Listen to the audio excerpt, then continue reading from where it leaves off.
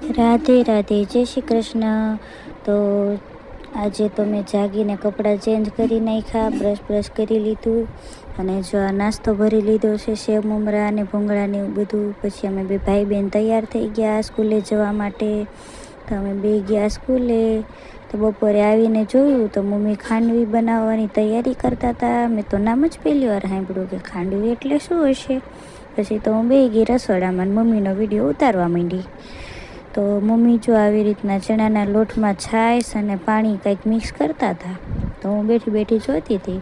મને એમ થયું કે આ પાણી જેવું કંઈક બનાવે છે ચણાના લોટનું, તો એની રીતે ખાંડવી કઈ રીતના બનતી હશે। પછી મમ્મીએ આવી રીતના ચણાના લોટમાં 3 કપ પાણી અને છાશ કંઈક મિક્સ કરીને ચડાવી દીધું ગેસ ઉપર લોયામાં લઈને।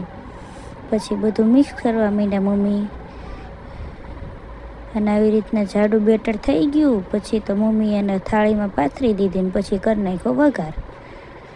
પછી બપોરે જમવામાં સાલવાળા બટેકાનું શાક હતું, મને બહુ ભાવે સાલવાળા બટેકાનું શાક, અને રોટલી અને ખાંડવી હતી। ખાવાની બહુ મજા આવી।